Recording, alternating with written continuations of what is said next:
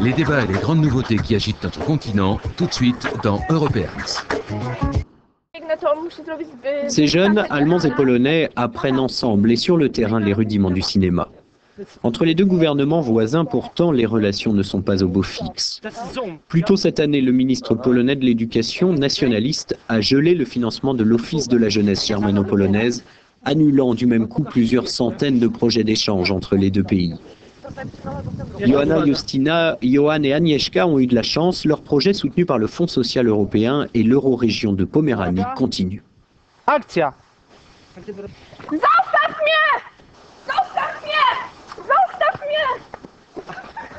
Cette eurorégion tripartite Allemagne-Pologne-Suède veut favoriser la coopération transfrontalière par le biais de stages ou de formations pour les jeunes, comme ici, tout près de la frontière avec la Pologne.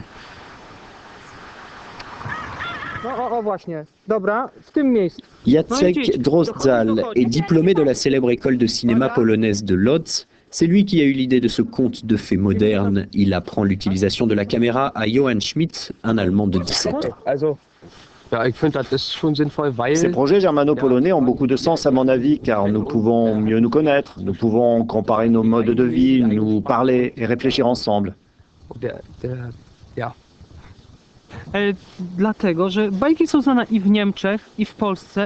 Nous avons choisi de réaliser un court-métrage sur un conte de fées contemporain. En Pologne, en Allemagne et partout en Europe, les contes de fées sont souvent basés sur le même scénario. C'est un vrai défi d'en créer un moderne.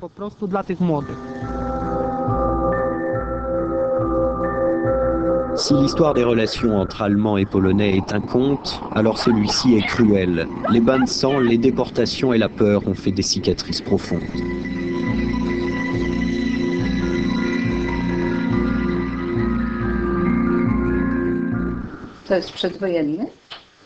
Deux tasses de thé et quelques photos. Voilà tout ce que la famille Miekus a gardé en partant de Chrem quand ce petit village polonais a été envahi par les soldats allemands en 1939. Le couple vit aujourd'hui à Szczecin, ancienne ville allemande revenue à la Pologne en 1945. D'octobre 1939 à mars 41, les Allemands ont déporté 460 000 Polonais de la Prusse de l'Ouest vers le gouvernement général à l'Est. Adam Miekus fut l'un d'entre eux. Il avait 6 ans à l'époque et a gardé des souvenirs très lourds. J'ai une image gravée dans la mémoire. J'allais à l'école et il y avait une barrière en bois. 20 hommes avaient été exécutés, leurs cadavres étaient étendus là. J'entendais les haut-parleurs qui répétaient ce message. « Polonais, venez ici, regardez vos morts, souvenez-vous. Si vous faites le moindre mal à un soldat allemand, vous finirez comme eux. » Je vois encore les familles des civils exécutés, approchant la rangée de corps, reconnaissant leurs proches, essayant d'emmener avec eux les corps.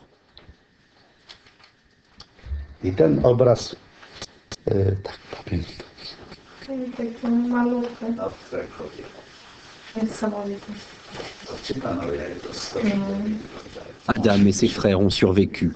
Leur nom était sur la liste de déportation, mais pas sur la liste des morts.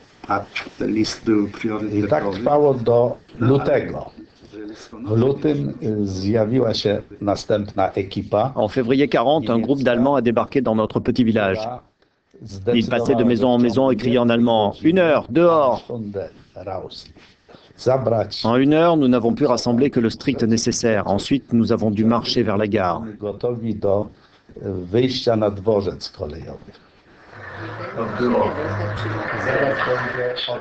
Les deux époux ont fait un petit film de la visite récente qu'ils ont faite dans leur ancien village. Avide de vengeance, le frère aîné d'Adam a été volontaire après la guerre pour participer à l'expulsion des Allemands. Il aurait voulu leur crier la même chose, dehors, 1 heure pour dégager. Début 1945, les civils allemands ont à leur tour partagé l'expérience vécue par les déportés polonais. Jusqu'en 1948, à peu près 8 millions d'Allemands furent expulsés du territoire polonais actuel. À Berlin, un mémorial rappelle ces expulsions et leurs nombreux morts. Régulièrement à la une des journaux polonais, Erika Steinbach est la présidente de la Ligue allemande des expulsés. Elle se bat pour qu'un nouveau musée soit construit à Berlin et se souvienne d'abord de la souffrance des Allemands expulsés. Erika Steinbach est aussi députée allemande, elle fait partie du parti majoritaire CDU. Beaucoup de Polonais ne l'aiment pas car encore maintenant ils ne comprennent pas comment des Allemands peuvent prétendre à un statut de victime. On l'accuse alors souvent de falsifier l'histoire et de transformer les bourreaux en victimes.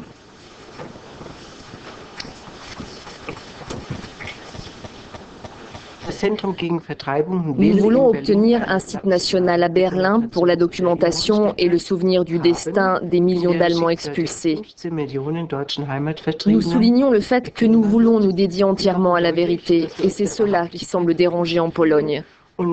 Apparemment, la Pologne ne veut pas faire face à son passé. Si elle le faisait, il deviendrait clair que la Pologne a une responsabilité propre en ce qui concerne l'expulsion des Allemands après la guerre. Le gouvernement de coalition sociale et chrétien-démocrate soutient le projet. 1 million d'euros ont été budgétés cette année pour lancer le futur musée. Mais il existe une autre source de tension avec la Pologne. La Cour européenne des droits de l'homme a en effet été saisie par certains expulsés allemands qui réclament le retour des propriétés laissées et perdues en Pologne. Le gouvernement allemand ne soutient pas ces demandes de restitution, la Ligue des expulsés non plus. Notre organisation a pris ses distances avec eux car leurs méthodes pour récupérer leur patrimoine ne sont pas dignes. Mais d'un autre côté, il faudrait considérer que ce problème des restitutions n'est toujours pas résolu en ce qui concerne la Pologne. Une question toujours ouverte, Adam Miekus, victime polonaise de la terreur allemande, n'est pas d'accord.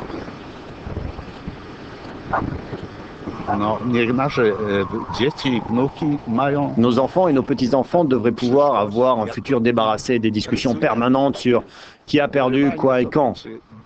Cela devrait être possible pour eux de vivre normalement et en paix dans une Europe unifiée, sans avoir à se rappeler toujours des notes non payées par les autres.